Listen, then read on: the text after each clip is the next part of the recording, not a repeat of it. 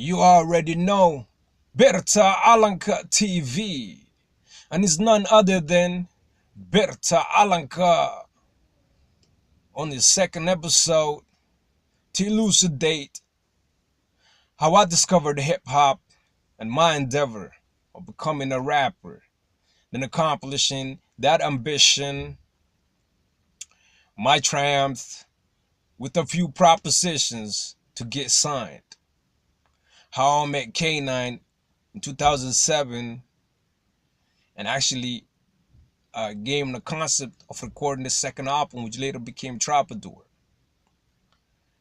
K9, we had a lengthy conversation, and he mentioned to me that he was going to Jamaica to shoot a movie about his life. I told him, you don't have the exposure yet.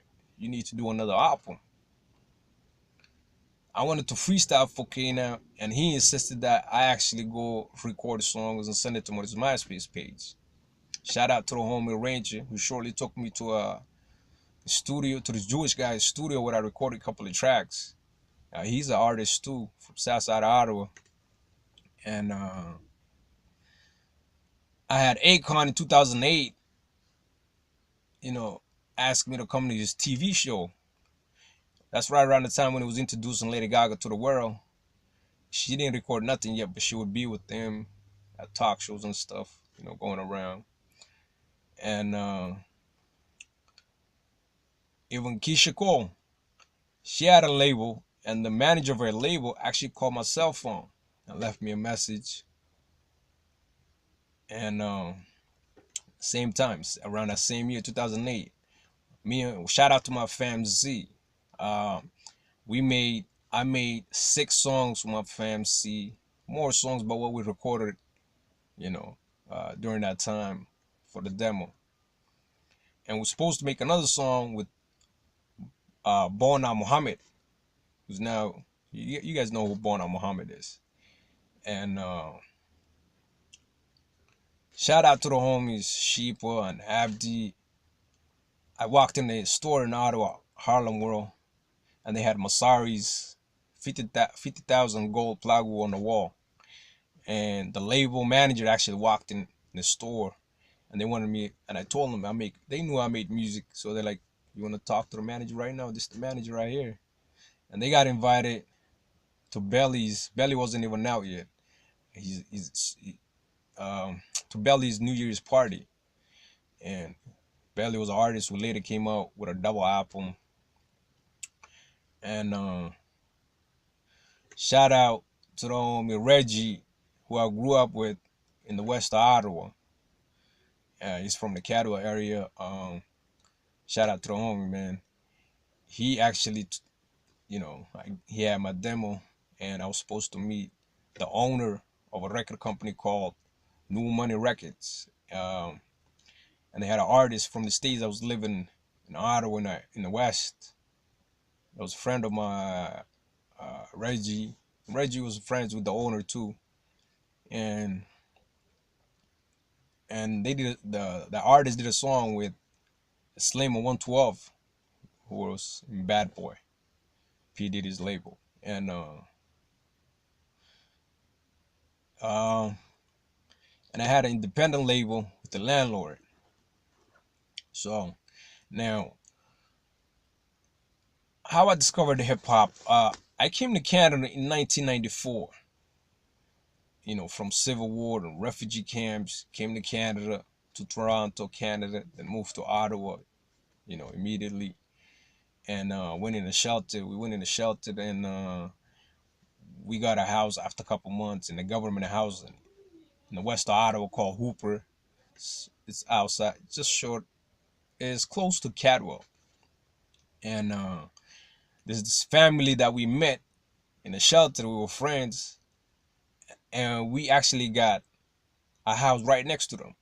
And the family, actually, their daughter plays for the Somali national basketball team. She's a superstar on the team. Her name is Mariam. And their cousin is actually the homie States. He's a police officer, second police officer out of Ottawa. So now, this also the house where like we were friends with with their son, with the homie. We called him Biggie because he was a big Somali guy, you know, and he was a rapper. He used to rap, you know, and record himself. This guy used to go off. He used to drink like little kids there. 95. He was a rapper, recording himself. And you gotta remember, when we moved to this area, hip hop was at its peak, and hip hop touched a lot of people. You know, you couldn't escape hip hop during that time. You know, everybody was playing it. Every house you went to, every street you went to, every car, the school, in elementary, even in the classes, we used to play it. And they would have parties in the classes, in the elementary. So in the house we lived in, you know, even Canada then had a rap city, you know. So uh, I, I didn't used to listen to music prior to that until I heard the record "Keep Your Head Up." Watch the video, you know, uh, whether you liked it or not. Like your older cousins or siblings, or you know, they would um they would be watching these things and you'd be sitting there and like, you know, it becomes interesting. Like, so keep your head up, dear mama, or Tupac, and shed so many tears, and Biggie's a few of Biggie's records, you know. And I used to actually sleep listening to those songs. You gotta remember, like, back then there wasn't internet, no CDs. It was cassette tape and Walkmans and VCRs, you know. And gangster movies like From the Hood was, you know, popular since we lived in the government housing where you got people from uh, civil wars around the world. And there's a lot of gangs that lived in these areas. And it's the capital city of Canada. Don't get it twisted. Canada wasn't soft. Even Ottawa. You know, Ottawa wasn't soft. People just know Toronto to be, you know, the mega music of Canada, and, you know, the place to be in Canada. You know, but in Ottawa. So growing up, uh, I used to, you know, there was a gang from my area. There's a few gangs, but there was this particular, predominantly Somali gang called DSC Dark Side Crew. Predominantly Somali. It had everybody in it, you know. And they were older cats, and I used to like hang with them, be around them, and do whatever they do, you know. And I wasn't part of them, but I was part of them because I did whatever they did, and they liked me for that. Actually, if they went to clubs, I used to go in the VIP parties everywhere they went. Like, at one time, I remember there was these two clubs in downtown Ottawa we went to. We got into fights with the bouncers and you know, bouncers and the people, and I happen to have a weapon in my shoes, you know. So, and I brought it out and gave it to the homie, you know, the leader of the gang. But you know, they did everything you can imagine. And my hood, where I lived, which is Hooper, and I was like, even though I wasn't part of the gang, I was the only person that hanged with that, really hanged with that gang that's from that area. They're from Cadwell. This gang was connected, West Side connected, like the whole West. And the action and the hang spots were in my area, like the basketball court in the neighborhood, Hooper, where they actually hold the 3-on-3 basketball tournament. And there was an arcade there. Still, if you Google up Maryville and Shillington, you can see pure shootings there. It used to be an arcade there, and it used to go down like, pure fights. Even just picking fights with random people, stopping cars, just hitting them with rock, whatever. People getting beat up. So, going to parties, hip hop was around me. Homies were freestyling, you know, but I hardly spoke. Like, I, I didn't used to talk much, and I didn't know the English language. So, I used to listen to a lot of hip hop music. Then I dropped out of school after elementary, you know, and when I wanted, now I wanted to become a rapper, like, cause I seen a lot. I'm like, let me spit, but hip hop started changing, and it became bling bling, cars, money, rims, woman, you know, and flossing. It was too bright for my dark days and nights, so I was like, you know what, you know, I actually went to the States. You know what I mean? Went to the States. Shout out to the homie U Polo. Even with my fam Z, we're holding it down there. With the homies from Cali, Louisiana, Ohio, Denver, Minneapolis. So I actually toured the state from New York all the way to California and back and forth. And then in 2002, shout out to the homie U Polo. Big homie, man. Learned a lot from this man. Real humble dude. Everybody loved him, you know. And we actually recorded our first song in Cincinnati, Ohio. Now, Columbus, Ohio is the second major city Somalis live in. In 2002, we were in Cincinnati, and it was like, shout out to the homie Danger D. He hooked it up with a computer, and he was just playing beats. And he was like, all right. And then the homie Upolo was like, you put the idea to record a track. And we're like, all right. It was like, everybody, this is the topic of the song we're going to record. The song was called Static. You know, we used to have I think Danger D still has that track. And even we used to carry cameras and just record ourselves. We used to carry it around.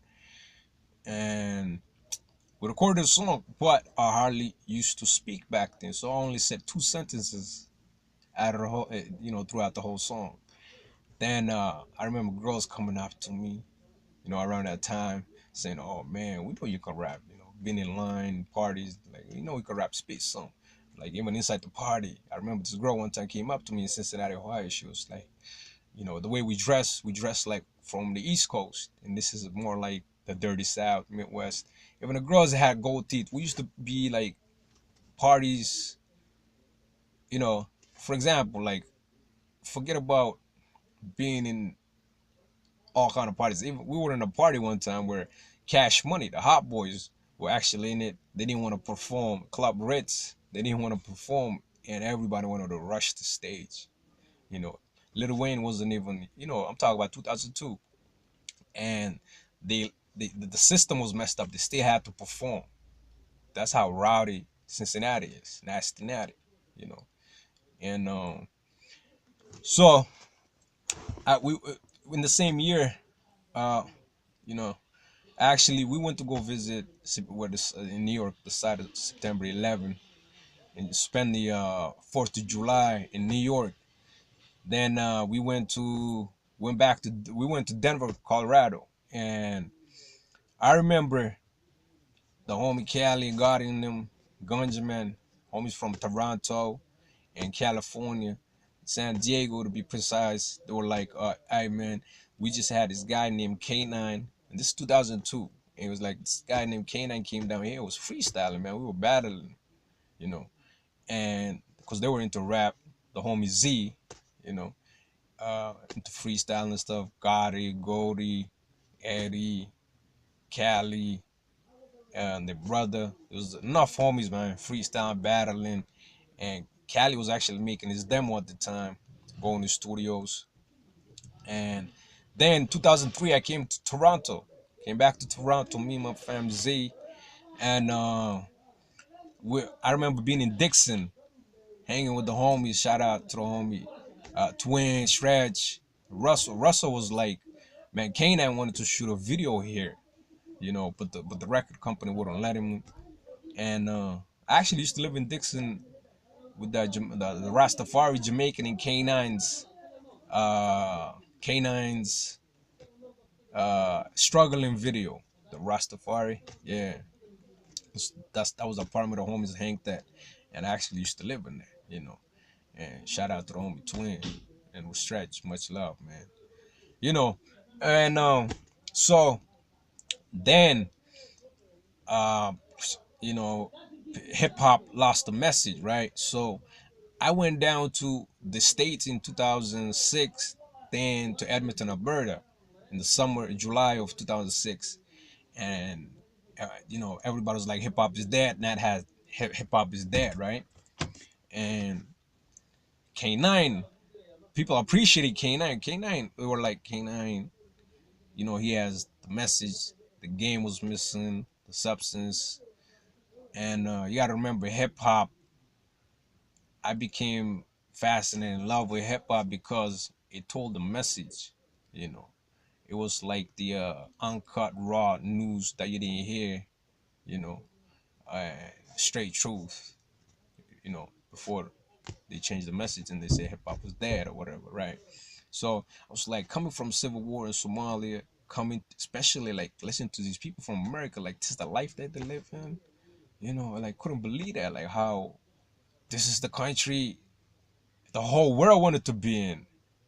And you got people living like this, going through all this uh, predicaments, trials and tribulations, basically hell. I used to love that Mob Deep track, Hell on Earth, man. So anyway, um, in 2006, I ended up running into the homie Biggie that we used to live in a shelter when we came to Canada, and then got a house next to each other and at a restaurant. And then for some reason, he was a rapper back then. And then all of a sudden, you know, his presence just without him telling me just influenced. I was like, I seen it now people need to hear the message in hip hop. So this is your opportunity. So that was the start of me writing.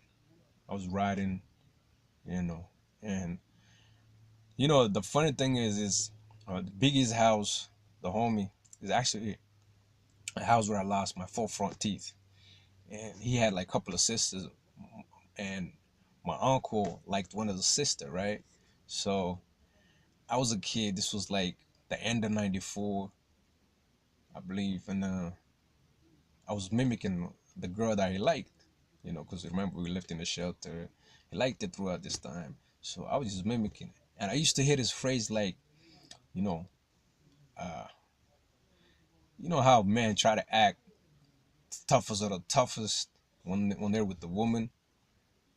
The funny thing is, this guy was older than me, like what, almost 10 years, if not more, and he's 6'4", and it's 94 in the middle of 90, like the end of '94. I'm just a kid. I was mimicking the girl, and this guy's like, "Stop mimicking the girl." And I was laughing. And he chased me, so I ran out of their house. They had a hallway, and I ran into the house. We were our house, and this guy chased me. I got in the living room, and I had my face down, right, and I gave up.